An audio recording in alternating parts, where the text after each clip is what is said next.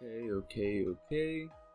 This is going to be part one of a multi-step guide series for getting you on your feet on this game and becoming a very competent player who can go past just some basic fundamental knowledge of the game. Hopefully you'll become a lot more informed about the mix-up game and about interactions in the game. The hope is to get you past the point of beginner to an intermediate or advanced player into XKO. I got GM pretty quick, and it's not to really say I'm a superior player or anything like that. I just think that I can definitely put out something that will help beginner and intermediate players get to a more advanced level so they can reach ranked goals and put in some work at tournaments. So the intention of this guide is not simply to get you started, but get you directed and focused on tools and concepts that you need to understand so that you can engage with the game at a higher level. 2XKO is a very deep game, and I think that the best way to learn is to take it a few steps at a time. So for this guide, we're focusing on what you really need to know when you approach individual characters or just the point character. The next guide will begin to focus on assists, tags, fuses, and the overall tag mechanic knowledge that you need in this game. I do also have a very in-depth guide on Granblue Fantasy Versus. It's a different game, but a ton of the concepts apply to this.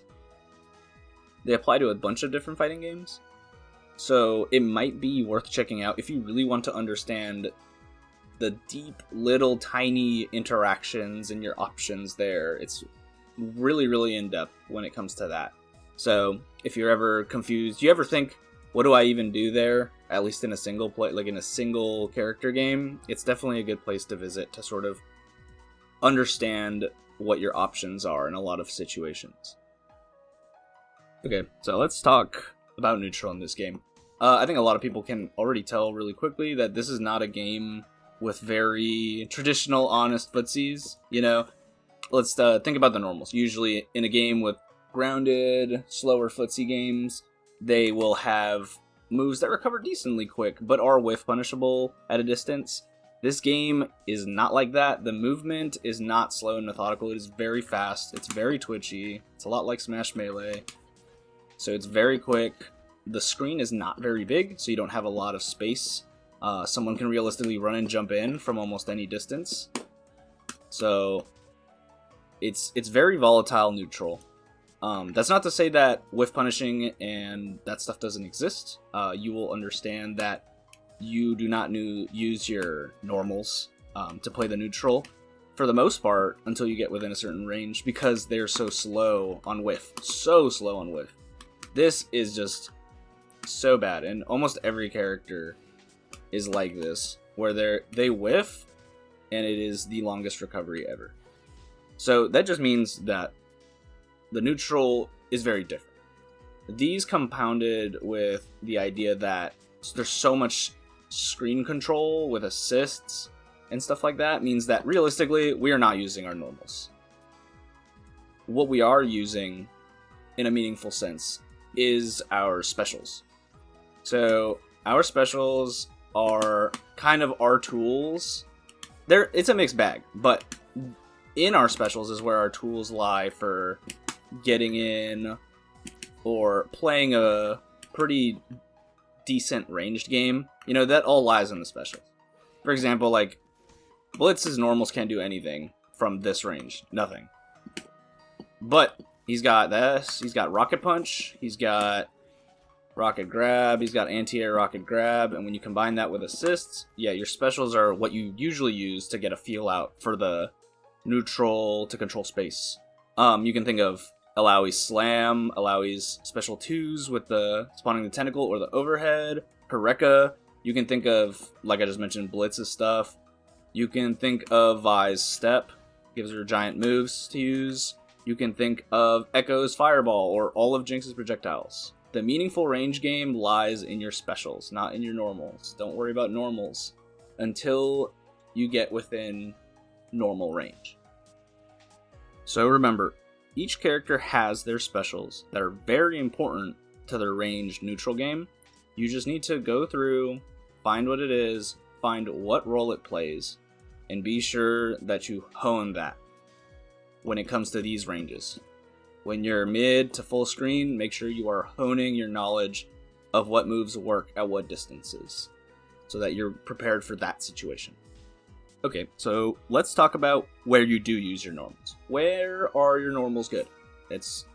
I think can be pretty obvious. They're very good at close range. Your normals are very good at close range because you have access to magic series. That's when you get access to pressure. You combine that with assist to extend pressure, and normals become very good. And a lot of normals, there's like command normals that allow you to get mix-ups in. That's also very important. So the way you can think about normals is that there is almost like tape, like caution tape around your character, right? At their normal range. Once that caution tape is passed, then you've kind of opened the Pandora's box for normals to exist in a meaningful way in this game. It becomes a lot more volatile. Pressure becomes way easier to confirm into. Everything comes easier to confirm into because you have plenty of time to do your magic series and see whether or not you hit them. So that is where normals become strong. So, based on your character, you want to know, okay, do I really need to get into my normals range to run my game plan very effectively? Do I want to keep the opponent away from their normal range? Is that where they unlock a lot of their strengths? You can think of characters like Yasuo plays a lot like that, where once he gets into normal range, it is very, very difficult to keep him down. So just matchup by matchup, you want to think, okay, how do I play around normals this game? Okay, and one more part about neutral we're going to talk about is the anti-air game. Anti-airs in this game, they're very important. They're strong when you're using them correctly, but they're not as strong as you probably feel like they are in most games. Anti-airs don't really cover the air above you super well. They cover above you and in front of you pretty well. But at certain angles, the characters kind of get to just jump over you and your anti-air will completely whiff. There are some specials that anti-air better. They're usually a lot more committal than using your normal and a little more awkward to incorporate into your game plan, but they can be pretty important. A lot of the very strong anti-airs that you'll get in the game are from assists because they're not very committal. They cover a lot of space. You can handshake tag if you need to, and you can still use your point character to move around. But for the sake of just your point character's anti-air, you definitely need to be ready to call out jumps, but it's just going to be a little bit harder and it might not feel as good as usual. And another thing is the air game is really strong. Characters that can control the air like Ari are great because of it, especially against characters that are a lot slower. The air is very safe. You can block in the air, so even if you do get an anti-air, you should be ready to run pressure afterwards. It's like a big thing. So, they can block your anti-air. They can jump over your anti-air. They can bait your anti-air. The anti-airs are a little bit weaker on your point character than they are in a lot of other games, but it takes some getting used to, and they are still very important to know how to use. Oh, and one final note, some good ways to deal with the jumps that can be a little more effective depending on whether or not your opponent is ready for them is jump grabs are very, very good. They're probably the best way to deal with air opponents, but obviously it's risky because you are committing to jumping and grabbing in the air. So it can be a bit risky. It's committal. Whereas, if you're thinking about anti-airing from the ground, you can also just block. But you have air grabs, and you can also meet them with an air-to-air, which can be very, very good. Both those are probably more reliable ways to deal with it, though they are just riskier.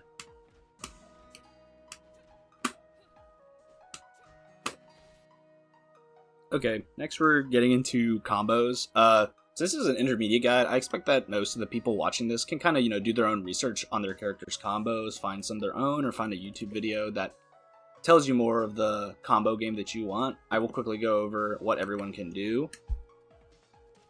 So, the basic combo that everyone has,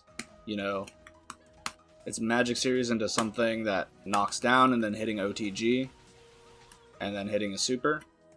Everyone can do something sort of like this.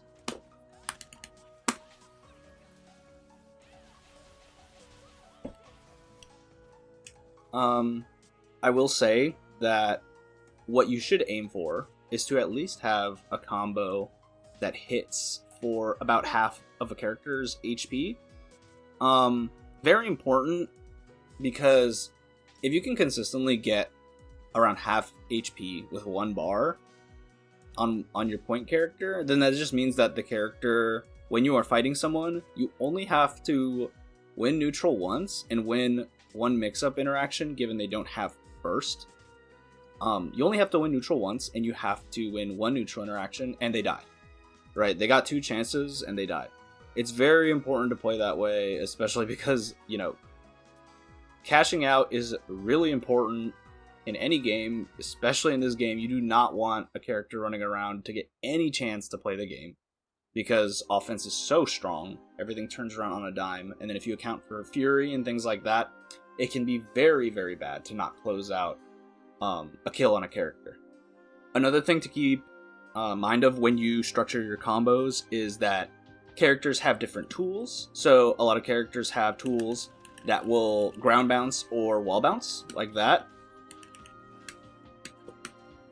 They are the same resource, so every character gets one wall bounce or one ground bounce, unless you're using a tag, but we're not worrying about that too much right now. So every character gets one wall bounce / ground bounce in their combo. They're very strong, they give you a ton of time to react, they're great. And every character... Oh, and that counts for these as well. Those sort of tumble states that you get also count as a bounce. Another resource you really need to watch out for in this game that every character should have at least one of, unless it's like a very big weakness that they have, is hitting OTG. So almost every character should have a move that hits someone when they're grounded off the ground, because that just means that they usually can confirm something into super. See, off a grab, I can get almost half HP just off a grab. So it's so good, for closing out a character's health bar. So that's definitely something to keep in mind. So in your combo, usually you'll get 1 or 2 OTGs max. If you use assist properly, then you can keep comboing off of it. But right now, we're not worrying about that. You at least want to use it so that you can hit them off the ground and confirm into super. Alawi does it, Vi does it, Blitz does it sometimes. It's very, very good. So you need to know those parts of structuring your combo. Do your research.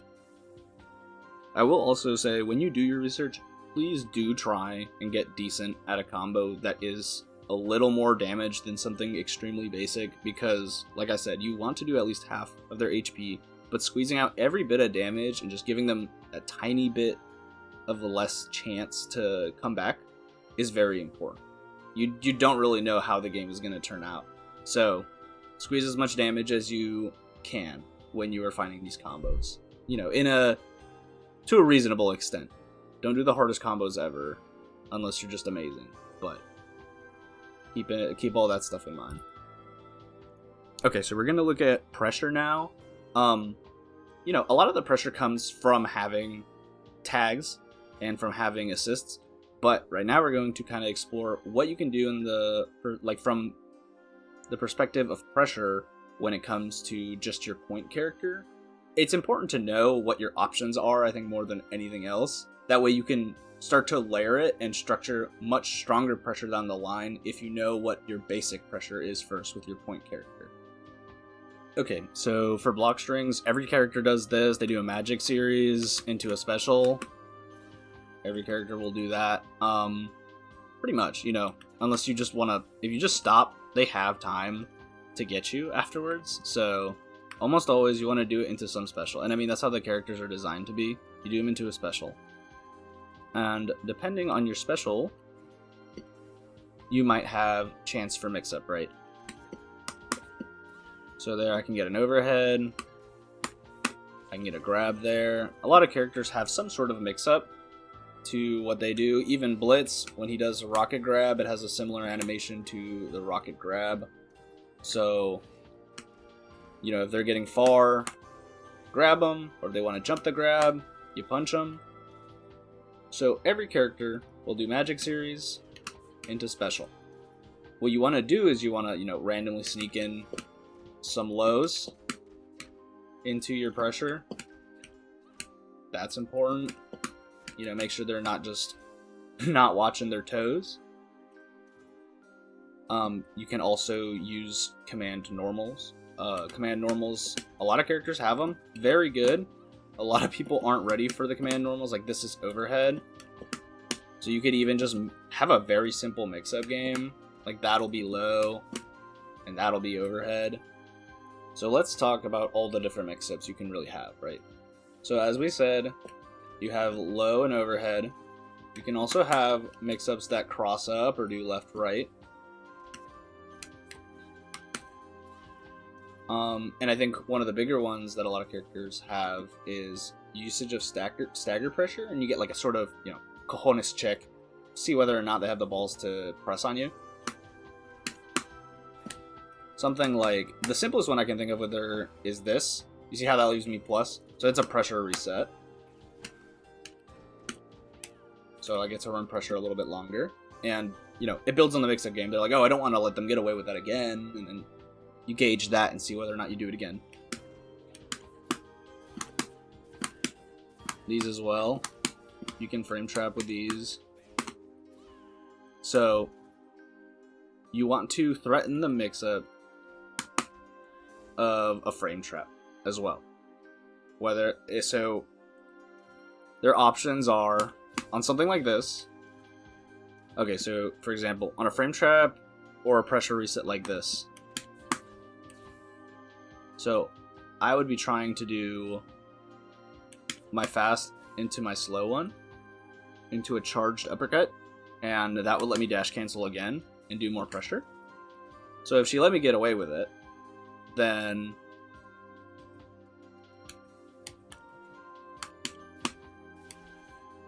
it gives me another instance of pressure. But she instead can choose to mash. That is the cojones check, right? She's got the balls to mash.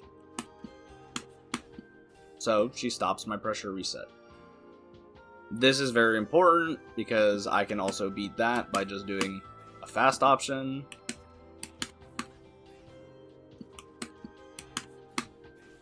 And I hit her right there. So that opens them up as well. The sort of threat of I don't want them to get that reset will cause people to mash, and you have to kind of use that for a mix-up game. Another thing is when I'm talking about these frame traps and pressure resets and stuff like that, like there are some there's one that every character has, and it's part of your Magic series. That's why, right? You can do charge heavy. It's a very good one, especially because charge heavy doesn't have a strict locked-in timing unless you hold it all the way. Because, you know, you can charge it like to just when you're flashing red, to just make it a charged heavy. They're very important because if you can get a charged heavy, see how I'm trying to dash here. Can't dash when it's not charged, but when it's charged, I can dash in. I can reset pressure. Every character does this. Every character can do it. It's not a option that you should use all the time, but it's good for catching them off guard and sort of building up this mix-up game where they're gonna want to look for the next time you do it because they don't want to let you keep resetting it. They might mash next time, and if they do, you can catch them with an uncharged one and you get a counter hit. So it's very useful to know how to do that with your characters, knowing that's an option. So it's very good to know what your mix-ups are in these situations on your point character, right? Because if you can get good at mixing people with one character, like you can run some pretty effective mix-up situations with just one character, then when you start layering it with things like handshake tags, assists, extensions, all that stuff, your opponent's gonna have to just start winning the lottery in order to like guess correctly on what your pressure is, especially if you lab it out for a while or come across something that, you know, is a very good option select while it's a mix-up at the same time. You can set up things like unblockables, left-right mix-ups, And I'll talk about it in the second part of the guide a little bit more, but for now, really worry about getting an effective mix-up game with your point character, understanding what all your options are and how the RPS situations will work between those options and what your opponent would do. I will give you one extra little bit of pressure here. It will use your assist, but you can think of your assist as just an extra button for your point character right here, since it's so simple. This is a really important thing to know when you get started too. It's also why I'm talking about it. You can almost always end with a special, right, in your block string. You basically just assist at the end of it, and you do it again. So you can do magic string into special, assist, and you get to run the same thing again. And this is what I'm talking about, is like when you introduce this, you start getting really annoying situations for the opponent where they have to guess really. So if you want a very basic thing that will really test the patience of your opponent, you do your block string magic series into special, into assist, into the same thing, and then once you do it for the second rep, you tag out into your assist character, and then you get one more go at it, or you just get out of it safely. Okay, now we're going to talk about some of your metered defensive options in the game. These are really important to know. The defensive options in the game are very, very strong if you use them correctly, and they're actually really, really rewarding, especially in a game where, you know, switching from being on defense to being on offense is very, very good. So first, we will talk about the parry. The parry is very important. It's very cool, feels very nice to get it. You can think of this being very important in situations where characters have such big reach at the end of their strings that you couldn't possibly take your turn from it, like Darius, or you can think of things like Vi-Electrics. Things that are a little slower and predictable that you can react to, but reacting to it with a button would probably cause you to get counter hit, because remember, even pressing your light attack, your fastest move, for Vi, it's 6 frames. It'll be at a 6 frame delay, and in that time, the person might have already started hitting me, and I just get counter hit and take a ton of damage. So instead, I could just parry on reaction, and you can get it pretty consistent, especially with slow moves like this. Like, there's definitely a little bit of a mix-up on whether or not they hold it for the full duration, but the parry isn't. The parry is pretty lenient. So it's not the most difficult thing ever. You can use it to call out stuff on reaction. Yeah, it's pretty rewarding because you can get a full combo off of it.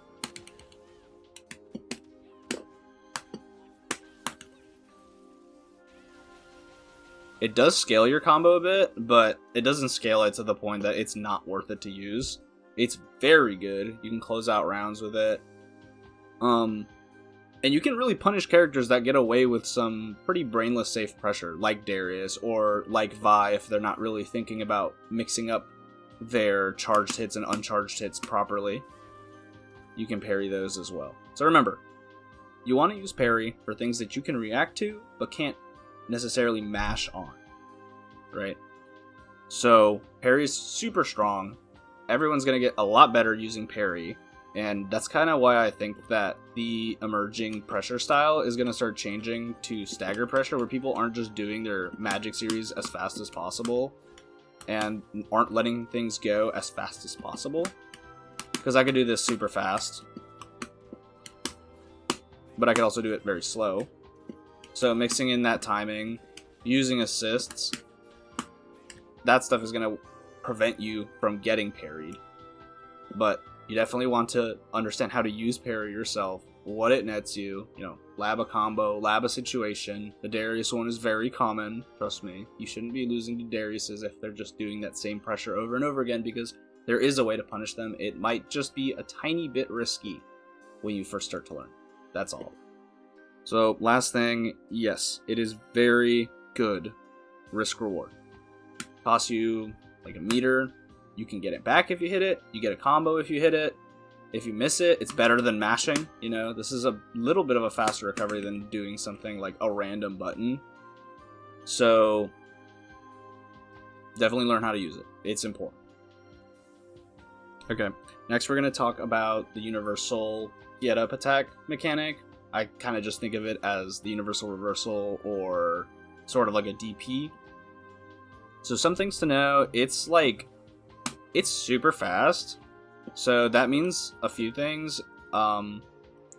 Because it's so fast, that means that this move is going to be very hard to safe jump. You definitely still find setups for it, but it's not like a DP where it takes a good, chunky amount of frames for it to actually start hitting you. This comes out very quickly.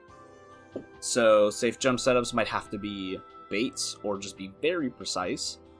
Another really good thing about it is that it hits on both sides. So, you can't really, you don't really have to cross-cut it for it to work. Yeah, like you wouldn't have to cross-cut it. It can just hit both sides, which is very good, especially if you're dealing with, sandwich shenanigans when it comes to assists and stuff like that. That it being very fast and it being hitting on both sides makes it a pretty strong wake-up option, combined with the mix-up game that it costs meter and is very rare to use. So when you use it, it's not likely to be expected. Person will have to call it out a little bit harder. But there are definitely ways to combat it. So one of the things you can do to bait it is you can jump high.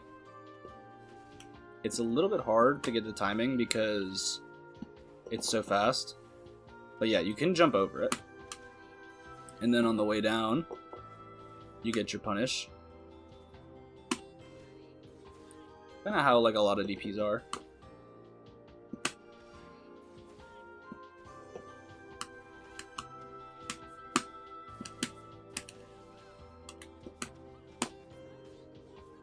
So yeah, you can definitely do that. You can also, just run up, act like you're gonna hit him, block it. Same thing. You get a punish. Personally, I think my favorite thing is to do this. I think that's just about the funniest way you could deal with it. It's an option. Obviously, it's dumb. But you can only imagine the mental damage this does to someone. So, knowing these, you know how to combat it with your point character, but I'll give you one extra thing, right? You have an assist. We'll bring in the assist here for something fun. You can essentially select for the DP in a way that still lets you meaty, but the difference is that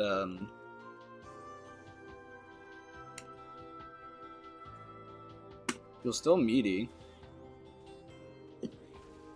but you see how she DP'd, but I could have still punished it. So it's kind of hard to get the timing when her action is specifically jumping. But you see how with Blitz, if she were not to jump there, I used my grab here, she would have gotten hit on block by Blitz while I was blocking. But if she DP'd, then it gets blocked by me. Yeah, that was the time. So she got hit because she tried to jump first frame. But I got to block. So the Oki was completely safe from the DP. Very important setup to know. It really makes a difference. Because, you don't really lose much from it. Like, if they don't DP, then Blitz is hitting them meaty. So if they mashed, or if, they're just blocking, you still get to run your pressure. The only thing is you use your assist resource a little early. But still very useful, especially if people love to use the get-up attack. One final note is get-up attack breaks armor. So it's actually super useful for beating out Blitz's armored command throw. Super useful. I think a lot of people already know that. It's super good to use against Blitz, especially since he has so many setups to kind of get himself very close. it really does beat a ton of stuff that aren't jumping way over it and blocking it. So if someone's running crazy pressure, it's a good option right there. Next defensive option we need to know is the sort of retreating guard. It's the little glowy backsteps you do when you dash backwards and pressure. Very important to know, but you need to use them very intelligently because they can definitely be punished. There's definitely ways to punish it, like if you happen to keep mashing it and you get out of range, then your dashes will become regular dashes and you will not guard stuff. Another way that it can work is if you just mash it, they can hit you low and lows will catch it. If you try and do it, you can either get spaced out and stagger hit, or you can get hit with lows, and lows will break the retreating guard. So it's not something that you can just spam. It's something that you need to use very intelligently. You can actually use it very well to punish the last hit of a string.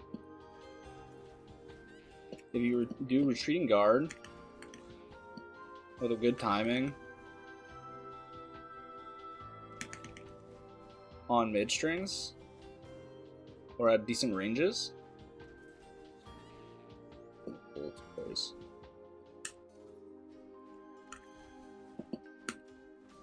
you can sort of get an advantage.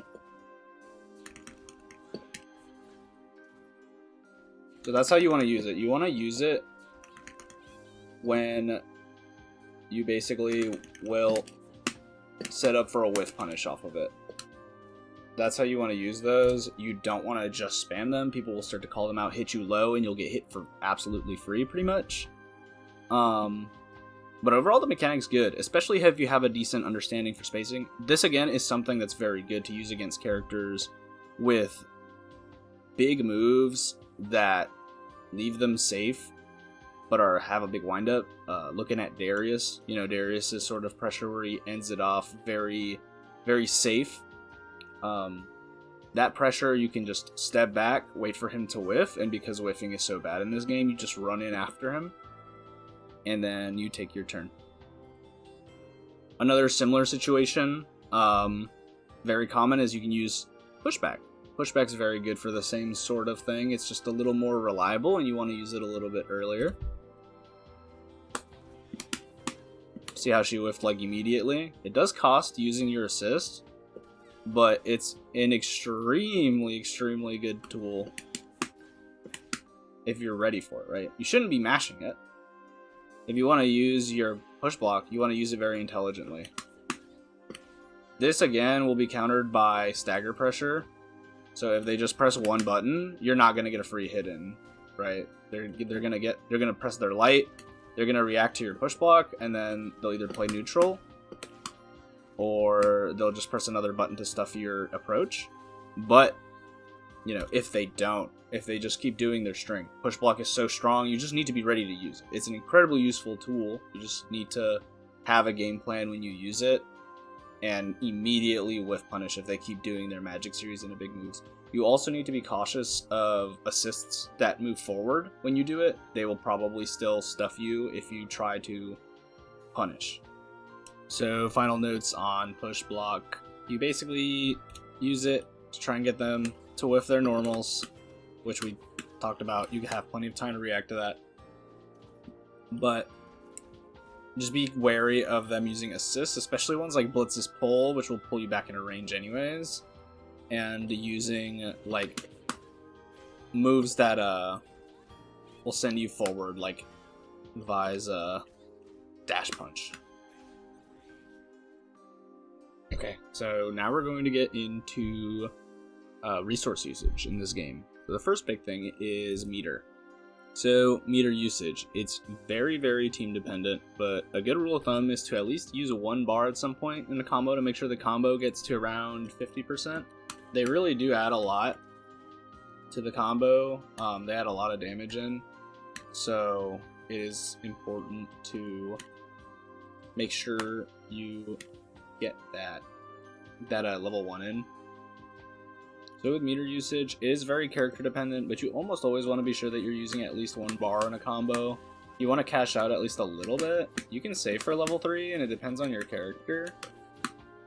But you really want to be adding that extra bit of damage to your combos, because it can make a big difference. Like, this goes from being less than half health to being a little more than half health, which means that if I just win one mix, then she dies. So, important to use meter when you can. Don't hold on to it. It resets at the end of the round, so definitely use it at some point if you can. So, easiest way you'll be using them is supers. The only time you want to avoid using meter at the end of combos is if you want to run some specific good Oki with some characters. A lot of characters get decent Oki depending on their super that they use to end, but some routes won't let you do that. So if you want to opt for a really good mix-up, then you can sometimes just not end with super, and then save it maybe for the next combo, or for a level 3. It's not a written rule that you need to super in your combos, but it's a good place to start. Another place you can use the meter, obviously, is in like parries and doing your wake up reversal. Really, another really good place, because we talked about how good they can be. Another good place to use meter. You just need to be sure that you have the meter for it. You only start out with about 1 meter every round, so another thing that you can use your meter towards. Okay, another base resource that is very important to understand how it works is burst. So burst gets you out of a combo, but there's definitely some mind games to it that are very important. Okay, so something important to note about burst is burst will turn into fury when your first character dies. So burst economy can become very skewed around saving for fury each round, so it's something to keep in mind and sort of weigh whether or not you want to keep a character alive, or you want to save up that burst to keep your character alive, your last character alive, and to have fury for them, which is a huge buff. In most games, bursting a bit early isn't too bad, because that means that in drawn out matches, you will get more instances of it. So if you have a slow, methodical game, early bursts into the round they might be good because, you burst, and if it takes a long time for the round to end, the burst builds back, and you get more instances of your burst over an entire match. But you need to account for how powerful fury is, and you need to plan it accordingly. Again, it depends on your matchups, depends on the kind of person you're playing, and how you like to play. Okay, so oftentimes, burst will come in very early into a combo, just about as fast as they can start to realize that they just got hit. It's very common, because, you want to mitigate the damage early. You don't want them to get multiple big fat hits in before bursting, and you don't want to wait until, more than half of that damage is done. But this does create a more predictable style of bursting, and it definitely forms some mind games around it that you need to know about. Also, if it's necessary for you to win the match, just burst at the end if you need to, burst whenever you get it. Again, they can predict it, but what are you gonna do, not burst and die? Just burst. So as I said, there's some mind games around it, and it's burst baiting. I think most people have heard of it at some point, unless they're a little bit newer. Burst baiting is, when you try to get them to burst in a way that you can kind of block the burst. So there's a couple ways to do that in this game. For worrying about point characters, there's 2 main ways. So when you do your launcher, start blocking, and you'll have burst baited them. So it's kind of a good rule of thumb to, when you are launching, to just start holding back, at least for a little bit, and see if you can react to a burst. Another common place that people will try and burst is if you get a really big juicy hit, they'll react to it, and they'll want to burst it. And, you can use that because you can dash cancel it if you're fast enough. You can dash and block it and get a punish. I am really bad at punishing it. Since all it does is wall bounce, you actually get a lot out of it. I am just not doing a very good job of actually punishing it. But yeah, this is another situation where you can do it. So charge heavy and then dash, because a lot of people will react to getting hit to that, and it makes you actionable. So this is like them doing it super fast. Like the bot is doing it like frame 1 almost. So if I give it an actual like reactable amount of time, it's actually much more lenient.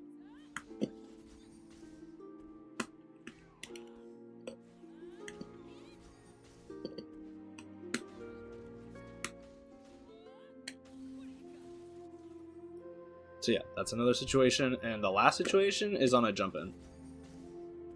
Especially if you hit it pretty deep, gives you plenty of time to do it. And this is pretty common too, because people hate getting jumped in on. When you get jumped in on, you just feel like you're about to lose immediately, so a lot of people will burst right there. Another way to look for it, on your jump in, the lag gets canceled when you hit the ground, so you can just start holding back for a moment if you can predict a burst.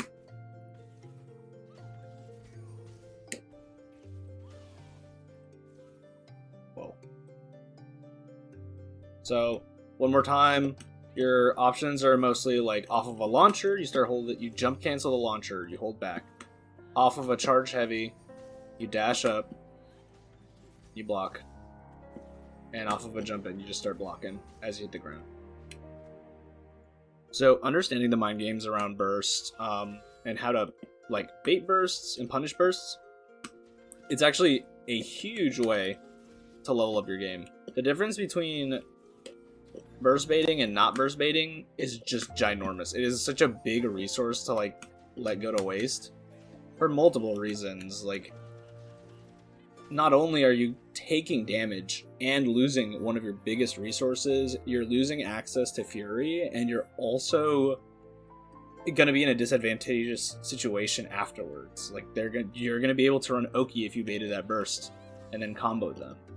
It's a huge difference from resetting neutral to just being in every sort of losing situation possible. So definitely look out for burst bait. Try out these sort of things and keep those in mind, right? Keep these situations in mind. You'll be surprised by just how much it actually works. Okay, now we're going to talk a bit about Fury. It's tied to your burst meter, right? But it can also be baited when you use it to escape a combo. It's generally where people will use it because they want the biggest, fattest comeback ever, and they also want to get the value of using it to get out of a combo for free. But we need to acknowledge like how to use it and how to deal with Fury. Fury gives a huge buff to damage, chip damage, survivability, and overall speed, so it's something that will make playing the game unfair for those who don't have it at the time, and it's so hard to compete with it. Like, using it gives you so much speed. Trust me, this is faster. This is very fast. So you get speed. We'll do a quick damage comparison. A short little combo. So that did 376.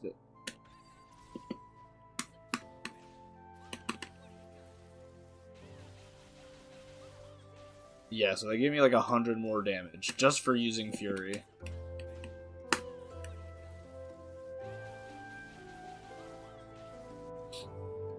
So, very good. It also comparatively gives you a ton of chip damage. Let's see if I can get it to block. So we'll use Fury. We'll chip her out.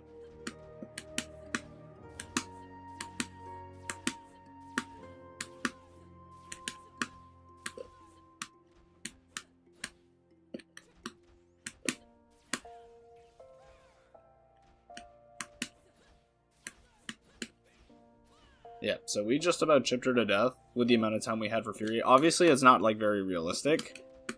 But it's just to show just how strong the chip becomes here. It's a very important factor to the Fury.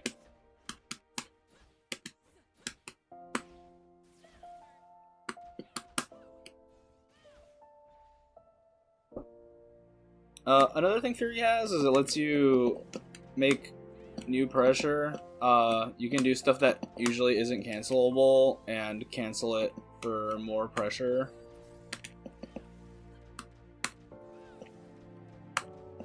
So it gives you some more pressure resets.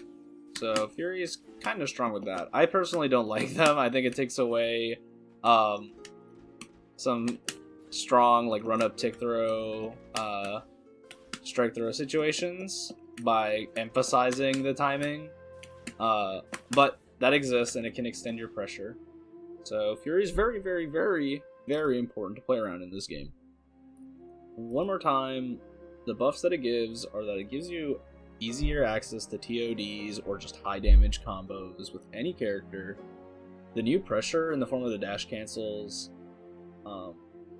The new pressure in the form of the dash cancels lower Fury's time active, but they allow for way longer strings, and if you combine that with the chip damage, it becomes pretty powerful. You get very, very high chip damage, and it's useful on characters with multi-hitting long-range moves like Jinx. Very useful on Jinx. Characters that can run pressure for a really long time, it's also very useful. Characters with multi-hits is very useful. And then it also prevents chip damage and heals gray health. So Fury is not only strong offensively, but it's very strong defensively. It's much harder to kill someone who's in Fury at around a half health range because the entire time they're healing their gray health. And if they heal it fast enough and you're not burning it fast enough, then they will get the gray health back, and then they just get more gray health to heal. And then again, you can't chip them out when they're in Fury. It's a very strong comeback. So how are we supposed to use Fury? So since it's extremely, it causes extreme volatility in your match, so the chances to win go up a lot. And I tend to try and get pressure as fast as I can when I have Fury. Because if you think about it, you're on a timer, right? So if I just bursted, I'm trying to get in as fast as possible and start running my pressure so I can take advantage of the benefits of Fury. And I play a little more reckless because unless I'm on like my last sliver of health, like my last, I'd say like 20% or so, I have a chance of living from straight hits. So I play a little recklessly. This doesn't mean to just kill yourself, but it does, it gives you so many buffs. Like, you can just get in so fast. And it's very hard to challenge you. Because the risk reward from from getting hit and hitting the person who Furied, it all gets extremely skewed now. So even just trying to challenge their approach can become very risky, where the person who just used Fury isn't at as much risk because it'll keep them alive a lot longer than it should, right? So if you know routes, you can also use Fury to combo people.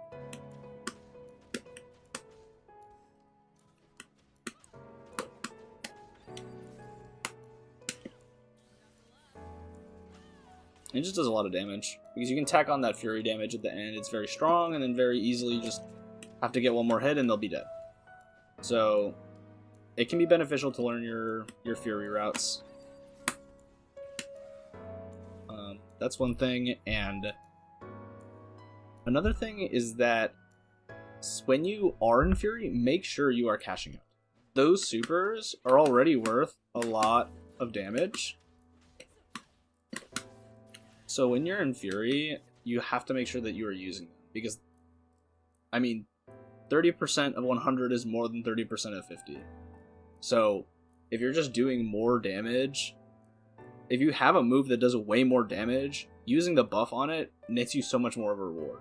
So you definitely want to start cashing out when you do these, and likely your combo will kill anyways. So definitely make sure that you're cashing out a lot when you have Fury. Okay, the big part is, how do we start to deal with Fury? I feel like it's very much, everything becomes very skewed to the Fury user side. It's going to make a big difference in every match that Fury comes into play. Fury is on a timer, so we need to do anything we can to make that timer run down. So let's think about neutral.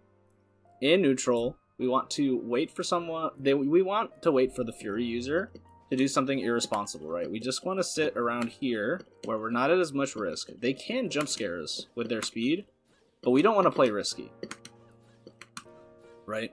So we're waiting for them to do something irresponsible. Like I said, I like to play a little reckless and use my Fury as fast as possible because it's on a timer. So that can make stuff like jump-ins or running full screen predictable, and you can begin to stuff them. So we can challenge them on their approach, we can challenge them on their jump-in, but let's remember that everything is very skewed to the Fury user's side, right?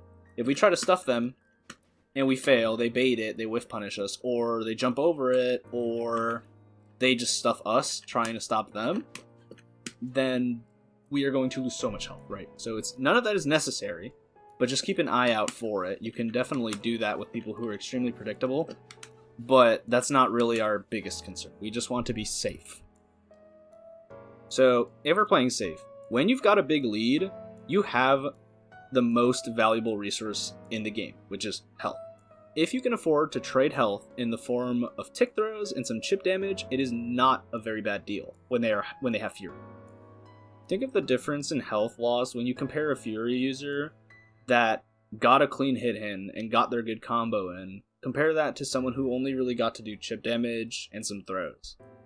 This does not mean you just become a punching bag, because it can still cost you too much to just sit there and just get beat up. But defensive play will become much more beneficial, and swinging will have to be very calculated unless you want to lose a ton of health. Another thing is I like to avoid using assists in neutral when they have Fury, because a happy birthday situation can just mean that you lost, just straight up. So I try not to use it there. I try to play very defensively. I try to use defensive mechanics if I have it. I try to use it if I ever get a combo. This is very important. When you get a combo, go for your long routes if you can. If you have them on lock, go for the long routes, go for the assist extensions, do anything you can, use the super for sure, because even though you're not cashing out as much from your combo because they can heal it back, you're running down the timer, and it is such a precious resource. Fury does not only make them do more damage, it makes their screen presence so much stronger. So, if you can do anything you can to stall them out of Fury, do it. If you get them in a combo, you just won the golden ticket. You just do the longest combo you can, and then, if you have double down, use both your multi-hit supers, both your longest supers, anything. You just want Fury to go away. You want to live through it. Okay, and now we're going to move on to some solo character fuses. Very important thing to understand, especially if you really like the playstyle of playing a single point character. It's definitely like viable, but it comes with its challenges. So we'll talk about the two fuses. Okay, so again, the fuses that we're thinking about are Sidekick, and they're Sidekick and they're Juggernaut. They will make it so that you only have 1 point character. See, I can't handshake tag in Blitz, he can't play. Holding tag, he can't play. The only time you can switch who you want to be in for the round is if you hold it at the beginning of the round. But yeah, those are our two fuses, Sidekick and Juggernaut. So we'll go into it a little more in depth in the second part, but for now, we'll talk about some benefits that you get on your point character from using Sidekick. One of the really big things is that you get access to 5 meter on your point character instead of 3. See, I have 5, right? That's pretty big. It's very important. It really changes your meter economy, your meter usage. It lets you cash out pretty much every single combo you want. It's also important because you get very unique meter dump combos when you use it properly. You get access to some other cool stuff. So it's definitely its own fun experiment to mess around with when you play Sidekick.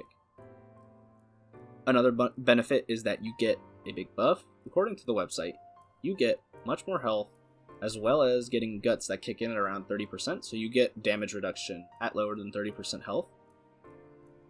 So another big thing is that you get access to double down.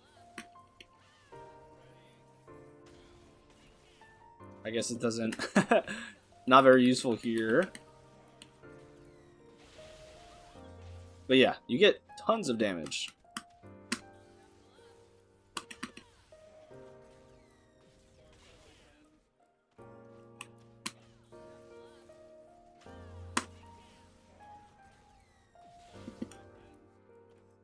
Double down's really good. These aren't really particularly a team that synergizes well with the double down, I think, but it's a big benefit to get double down in your kit. Another big benefit is you get access to your down assist from the start of the match, or start of each round. You already get access to the down assist. It's just a ton of damage. So, and they're kind of all-purpose tools, right? You can use them for pressure.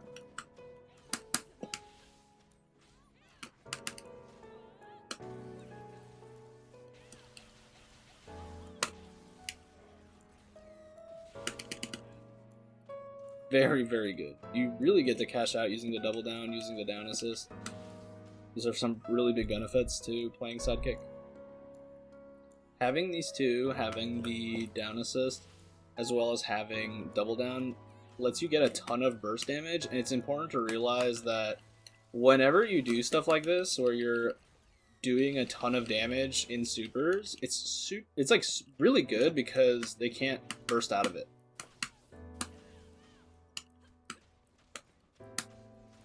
So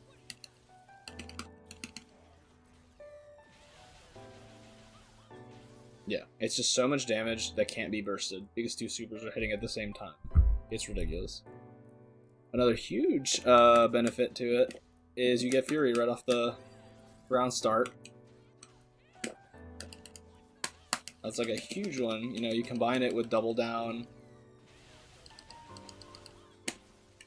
and it's just absolutely insane. You can find some really, really messed up stuff. You know, as long as they don't have their burst, they can't really do anything about some of your setups if you happen to win neutral with a bunch of resources. So it is definitely good that you have Fury. We talked about why it's so strong. You combine it with the other benefits from playing sidekick, and it can be very, very scary to deal with some decent sidekick players. There are some downsides, though. Having two characters that can play point makes your team much more flexible across matchups and playstyles. So that's something that, you know, you'll have to remember. They're only going to have to deal with one matchup at a time, and you're not flexible throughout the round. You can't swap to something that works better. Another downside is you do not have access to handshake tag, which is a hugely beneficial mechanic to have. As you can see, I cannot handshake tag. Handshake tag is really good because it turns everything plus. Not only do you get a pressure reset by calling in your assist at the right time, but then you get to run a little bit more pressure, and you would do something unsafe. Then you would tag, and you'd still be able to run pressure and get one more mix in. But you can't do it. When your pressure ends in sidekick, it ends. That's it. So you'll get punished a lot easier. And another thing is that the fuse is very focused on offense. So you get very little defensive value out of it outside of the stat increases. If you're someone who is getting stomped throughout the round and you never get the opportunity to use the benefits of the fuse, then it's almost like wasted. If you are constantly getting stomped, you lose neutral, you get vortexed, you never got to get a hit in, then you just never got to actually use what the benefits of the fuse are. It's the same if you struggle with opening people up with just your point and some assist without a handshake tag. The handshake tag leads to some very confusing stuff to have to block. So your pressure becomes a little more streamlined, but your cash out is much bigger. So that's about everything for Sidekick, and we're going to move on to Juggernaut. Okay, so in Juggernaut, you get some similar benefits to Sidekick, but you don't have any assists. You get the health buffs, you get Guts at 30%, you get 5 meter, but I don't think you even get Double Down. I haven't gotten it to work at all. Overall, health is increased, as well as getting Guts around 30% health, which is pretty good. You started the round with Fury every round, another big benefit that Sidekick had, but now you get some more unique stuff. This really plays into someone who likes to have a lot of options on their point and likes to really control the game. In this, instead of tagging, you have access to a snap, which is very strong because you can combo into it, and then you put the opponent into incoming, which is when they fly in, and then they're in a mixed situation. It's very easy to do as well. If you ever get a hit, you can pretty much combo into snap, and then they have to deal with a strike throw mix on their incoming or low high, stuff like that. It's very powerful. But the way we want to use it, if we think about our sort of match economy, right, is that it's very useful to put in characters who are close to dying, because remember that when a character dies in this game, you lose access to their fuse. You can't use their fuse anymore. So if a character is swapped out so that they can heal their gray health and they're close to dying, you can just swap them back in, and they're in a very unfavorable situation against the person who just snapped them out. So these snaps are very strong.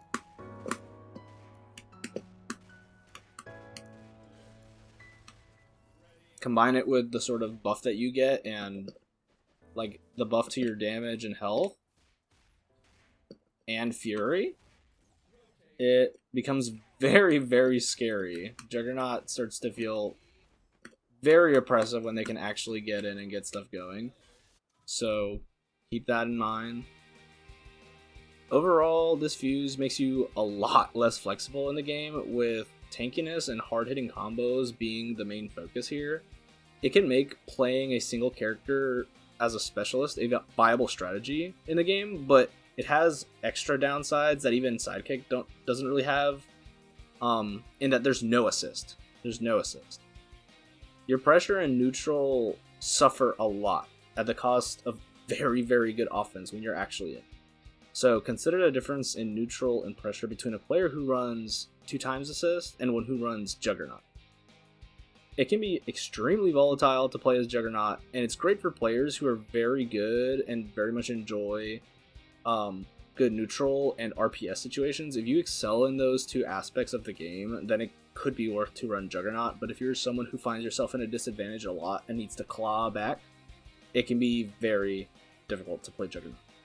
I think that overall it is a bit of a disadvantage, similar to playing a slow character. You have less control a lot of the time, but when you do have control, you become a much more powerful character.